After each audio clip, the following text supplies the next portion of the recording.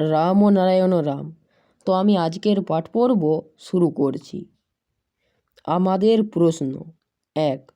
জন্মসিদ্ধ যুগাবতার পূর্ণ ব্রহ্ম নাদধ্বনির মালিক, যিনি কৃপা করে ধরাতলে অবতীর্ণ হয়েছেন, এমনকি যিনি বিশ্ব ব্রহ্মাণ্ডের মালিক, তাকে পেয়ে, যাকে নামানোর জন্য মুনি ঋষিরা যুগ যুগ ধরে সাধনা করছেন, তাকে আমরা এত সহজভাবে পেয়েছি বলেই কি তার গুরুত্বকে আমরা উপলব্ধি করতে পারছি না?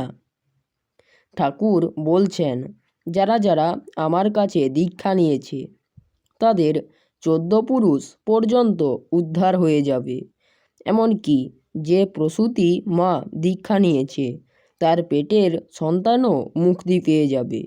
এত বড় বিশ্ববিরাট শক্তিকে পেয়েও তবুও তার প্রতি এত অবিশ্বাস কেন?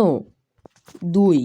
ঠাকুর বালক ব্রহ্মচারী মহারাজ যে মহানাম দিয়েছেন, সেই নাম যা বিশ্বের সর্বশ্রেষ্ঠ হাতিয়ার, যে নামের আগুনে আমাদের কুপ্রবৃত্তি কলুষতা মুক্ত হচ্ছে, শুধু সন্তান দল নয়, সমগ্র জীবজাতির মুক্তির মহামন্ত্র, যা 25,000 সিঁড়ির উপর থেকে দেওয়া হয়েছে, যে নামেই বয়ে আনবে বেদের বন্যা, সেই মহানাম রাম ও নারায়ণ রাম।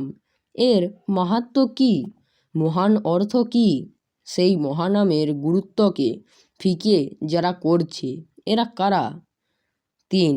স্বয়ং নেতাজির অনুরোধে পরমপিতা যে সন্তান দল, সন্তান বাহিনী গড়লেন, আগামী দিনের বেদের সৈনিক হিসাবে আদর্শ সন্তান, আদর্শ কর্মী, কর্মী আদর্শ, সাধক আদর্শ, সৈনিক, এই 4টি গুণাবলীর ভিত্তিতে সেইরূপ সন্তান না হয়ে পরমপিতার দিলের সংগঠনকে আজ দলের সংগঠনে পরিণত করা হলো কেন? মতানৈক্য হতে পারে যে যার বুঝের ঘর অনুযায়ী, কিন্তু হৃদয়ের ফাটল ধরল কেন? 4। আমাদের সকলের পরমপিতা, যিনি অন্তরালে যাওয়ার অনেক আগেই কড়া চাবুকে ঘোষণা করেছেন, আমি ওপার বাংলায় শেষ নিঃশ্বাস ত্যাগ করব। এটা আমার অন্তরের কথা। এত বড় সাবধানবাণী করা সত্ত্বেও কিছু সংখ্যক সন্তান আজও অবিশ্বাসের দোলনায় দুলছে কেন? নির্বিকল্প সমাধি মানছি না কেন? বৈপ্লবিক চিন্তা চেতনা থেকে সরে গিয়ে সন্তান দলকে কীর্তনিয়া দল সংস্কারাচ্ছন্ন মানসিকতায় ধীরে ধীরে গণ্ডিবদ্ধ হয়ে যাচ্ছি কেন? ঠাকুর যে আমাদের জন্য কত কষ্ট, কত নির্যাতন, কত যন্ত্রণা ভোগ করেছেন, সেটা কি আমাদের ভাবনায় আছে? যিনি কথা দিয়েছেন, আমি তোমাদের ফেলে যাব না, তোমাদের ফাঁকি দেব না, সেখানে তার মৃত্যু রহস্য নিয়ে এখনও এত দ্বিধাদ্বন্দ্ব কেন? 5।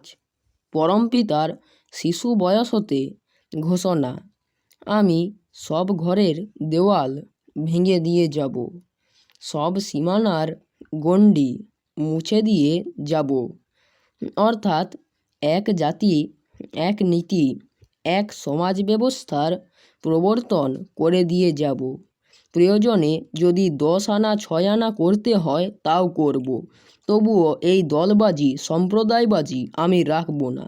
শিশু বয়স হতে যতগুলি ভবিষ্যৎবাণী করেছেন, অঙ্কের মতো মিলে চলেছে।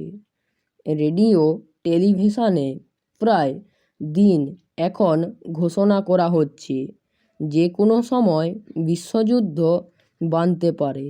তারপরেও কবে হবে এই প্রশ্ন আসে কি করে? রাম ও নারায়ণ রাম। তো আমি আজকে এখানেই শেষ করছি। দেখা হচ্ছে পরবর্তী ভিডিওতে। রাম ও নারায়ণ রাম, রাম ও নারায়ণ রাম, রাম ও নারায়ণ রাম। ধন্যবাদ।